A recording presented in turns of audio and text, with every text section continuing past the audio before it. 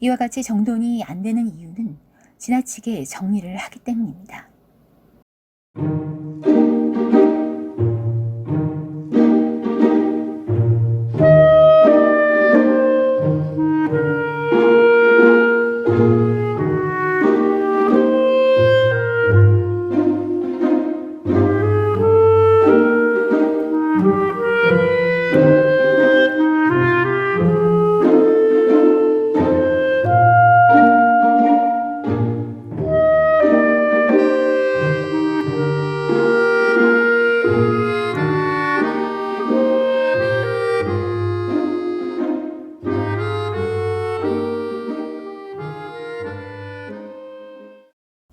안녕하세요. 오늘은 윌스타일에서 발행한 미즈타니 타이코 지음의 불필요한 것은 아무것도 하지 않습니다와 함께 하도록 하겠습니다. 저자인 미즈타니 타이코는 무인 양품에서 14년간 생활잡화 상품기획과 디자인 업무를 담당했고, 현재는 정리수납 컨설턴트로 활동하며 정리정돈이 자연스럽게 되는 집, 그래서 가족 모두가 부담을 느끼지 않고 살 수 있는 집을 만들고 싶었다고 합니다. 그런 집을 목표로 정리수납 이론을 정리하고 무인 양품에서 제품을 개발할 때 활용해온 디자인 지식과 경험을 융합시켜 한 가지 방법을 찾게 되었다고 합니다. 그것은 바로 한눈에 보이고 알기 쉽고 누구나 가능한 하지 않는 수납법입니다. 숨기지 않고, 채우지 않고, 덮지 않고, 분리하지 않고, 옮겨 담지 않고, 정돈하지 않고, 나란히 놓지 않는, 즉 불필요한 것은 아무것도 하지 않는 수납법은 가족 모두가 자연스레 정리정돈하는 집을 만들어줍니다.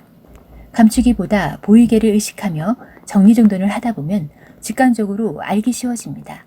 그 결과 물건과 정보의 의사소통이 원활해져서 가족 누구나 할 수 있게 되는 것입니다. 저자가 직접 실천하고 컨설팅해온 생활의 힌트를 통해 불필요한 것은 아무것도 하지 않는 저절로 정리가 되는 방법에 대해 알아보도록 하겠습니다. 이 책은 크게 4가지 파트로 나뉘어져 있습니다. 파트 1은 불필요한 것을 하지 않는 마음가짐, 파트 2는 불필요한 것을 하지 않는 수납, 파트 3은 불필요한 수납이 없는 방, 마지막으로 파트 4는 효율적인 수납용품에 대해 다루고 있습니다. 오늘 이 시간에 함께할 부분은 2번째 파트인 불필요한 것을 하지 않는 수납에 대해 다뤄보도록 하겠습니다.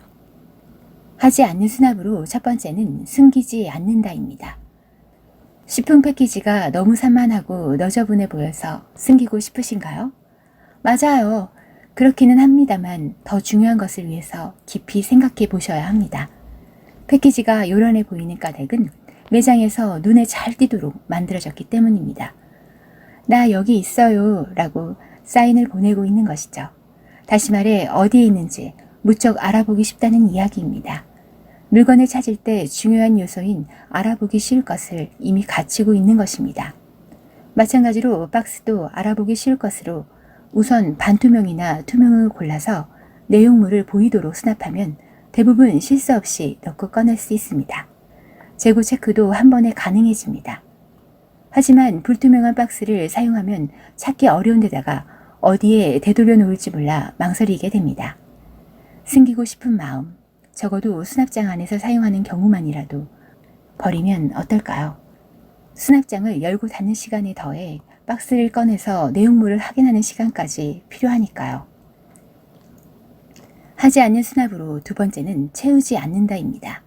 내용물이 보이는 반투명 케이스라도 쓰는 방법에 따라 물건을 넣고 꺼낼 때 차이가 발생합니다. 서랍을 전부 끼워두면 내용물을 알아보기 힘들고 여닫을 때와 물건을 찾는 데 시간이 걸립니다.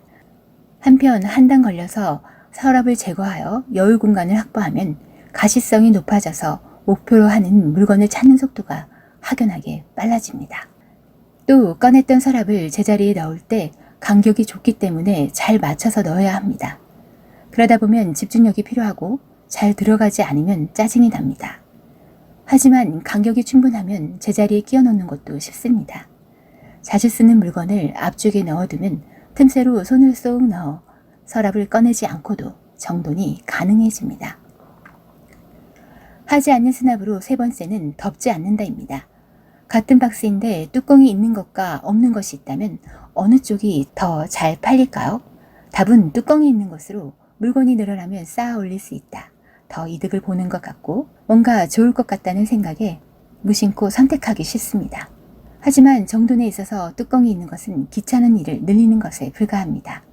사용할 때마다 뚜껑을 열고 닫는 수고를 해야 하므로 동작이 추가되는 것입니다. 제자리에 갖다 놓을 때도 마찬가지입니다. 게다가 뚜껑을 본체에 딱 맞춰서 닫아야 하는 타입은 양손이 필요하니까 작업을 일단 멈춰야 합니다. 재빨리 끝내고 싶을 때는 스트레스의 원인이 되기도 합니다. 자주 보충해야 하는 소모품은 뚜껑이 없는 것이 편리합니다. 남은 양도 일목요연하게 보이게 됩니다. 사실 뚜껑이 필요한 것은 극히 적습니다. 먼지를 피해야 하는 것, 냄새나 습기를 방지해야 하는 것, 보이고 싶지 않는 것, 성능이 나빠질까봐 걱정되는 것. 이런 것들을 수납할 때는 뚜껑이 있는 것을 사용하시면 좋습니다. 그 외에는 뚜껑이 없는 것이 편리합니다 라고 기억해 두면 좋습니다. 하지 않는 수납으로 네 번째는 분류하지 않는다입니다. 일단 저자는 먼저 반성부터 해야겠다고 합니다. 3년 전 저자의 집의 장난감 수납장에 장난감을 9종류로 나눴더니 제자리에 정리하는데 15분에서 20분이나 필요했다고 합니다. 시간이 많이 걸리는 원인은 분류의 복잡성으로 아이들은 지속력이 모자라기 때문에 하나하나 생각하면서 제자리를 찾는 게 쉽지 않습니다. 또 준비된 박스에 해당하지 않는 장난감이 있으면 이건 어디에 놓을까 하며 손과 사고가 정지되어 버리기 때문에 시간이 점점 경과되기 일쑤였다고 합니다. 왠지 어려워 보인다. 어떻게 하면 좋을지 모르겠다. 라는 마음은 아이들을 정돈과 멀어지게 합니다. 이를 없애기 위해서 분류를 9가지에서 6가지로 줄였고 그중 2개를 이것저것 상자로 만들어서 분류가 어려운 장난감을 그냥 담기로 했습니다. 그러자 정리 시간이 3분으로 단축. 이것저것 상자가 정돈을 원활하게 해준 것입니다. 모든 것을 반드시 정확하게 분류하지 않고 유연하게 하는 것이 더 합리적이라는 판단에서 내려진 결정이었고 그 효과는 기대 이상이었다고 합니다. 하지 않는 수납으로 5번째는 옮겨 담지 않는다입니다. 저자가 세제를 심플한 리필 케이스에 옮겨 담아 사용할 때 있었던 일로 세탁을 담당하는 저자의 남편이 원래 케이스의 뚜껑을 버리지 않고 가지고 있었다고 합니다. 이유를 물었더니 그것이 용량을 나타내는 눈금을 보기 편하다는 것. 그때서야 저자는 깨달았다고 합니다. 세제의 용량을 계량해서 넣는 남편에게는 원래대로가 쓰기 편했다는 것을 말입니다. 그 이후로는 따로 옮겨 담지 않고 제품의 용기를 그대로 사용하고 이런 종류의 상품은 실수가 생기지 않도록 디자인을 철저하게 고민해서 만든다고 합니다. 용기의 입구나 비닐랩의 칼날 부분 등도 최고의 첨단 기술이 투입된 것으로 그 점을 리필 케이스가 따라가지 못한다고 합니다. 다시 말해서 제품 그대로 쓰는 것이 확실히 사용하기 편하다는 것입니다. 또 패키지는 그 물건에 대한 온갖 정보로 채워져 있습니다. 사용상의 주의점이 적혀 있어 저자가 없을 땐 가족들도 안전하게 다룰 수 있고 초록색 랩으로 부탁해요 라는 한마디로 전달됩니다. 결국 패키지는 최강의 라벨인 셈입니다. 쓰기 편하다는 점에서 리필 케이스가 제품 패키지를 따라올 수는 없습니다. 잘 사용하면 생활을 보다 편리하게 만들어집니다. 하지 않은 수납으로 6번째는 정돈하지 않는다입니다. 수납의 마무리 단계에서 하는 라벨링, 라벨기를 이용했던 시기가 있었지만 수납을 재정리하는 스피드에 라벨 제작이 따라가지 못해서 좌절했다는 저자의 이야기입니다. 라벨의 역할은 안에 무엇이 들어있는지 알려주는 것입니다. 그러니까 내용물과 라벨의 일치가 절대 조건인데 그러기 위해서는 내용물의 변화에 맞춰서 라벨을 새로 만들어 붙여야만 하는데 라벨기는 문자를 치고 설정을 조절해야 해서 귀찮다는 생각이 먼저 들게 됩니다. 또 단정한 인쇄체는 정형화된 느낌을 주기 때문에 중간에 바꾸기 힘들다는 생각이 드는 것도 갱신하는데 방해가 됩니다. 그러다 보면 내용물과 라벨이 일치하지 않아서 물건을 찾지 못하는 곤란한 사태가 벌어질 수 있습니다. 이런 점에서 손글씨는 선뜻 고쳐 쓸 수 있고 생각났을 때 바로 라벨을 만들 수 있습니다. 남편과 아이들도 만들 수 있으니 저자의 부담이 줄었고 가족 모두가 수납을 재검토할 수 있습니다. 수납이 모두의 일이 되므로 물건을 찾는 것도 쉬워집니다. 게다가 라벨기의 인쇄체보다는 손글씨가 친밀감이 느껴집니다.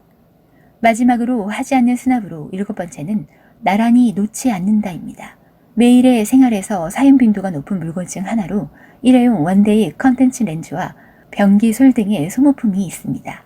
저자는 이것들을 사용할 때는 자투리 시간이나 분주한 아침이므로 약간의 스트레스라도 줄이고 싶었다고 합니다.